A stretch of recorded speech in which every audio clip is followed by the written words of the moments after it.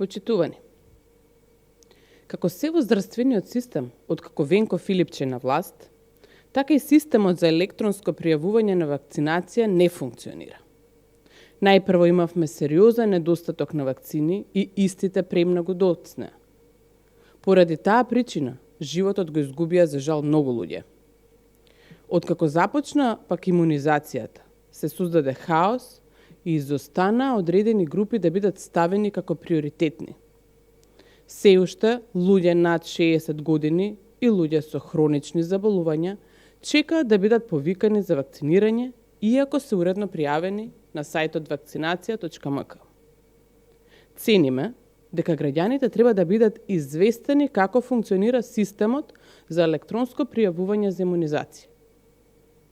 Ако сте веќе еднаш пријавени за на сајтот vakcinacija.mk, не се пријавувате повторно, затоа што според кажувањата на одговорното лице од Оделот за електронско пријавување, кој како одговор го добивме јавувајќи се на бројот 02 15 444, се евидентира само датата на вашата последна регистрација на сајтот.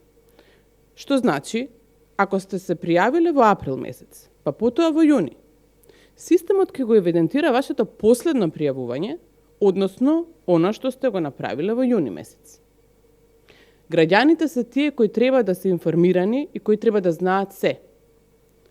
Велат направила пресек и ќе се вакцинираат лица кои се пријавиле до 34.2021 година. Но зошто тогаш има луѓе над 60 години и пријавени пред 34 по неколку пати кои што се уште чекаат да бидат повикани на вакцинирање? Надлежните велат, граѓаните треба да се пријавуваат само еднаш, бидејќи системот го регистрира само последниот пат.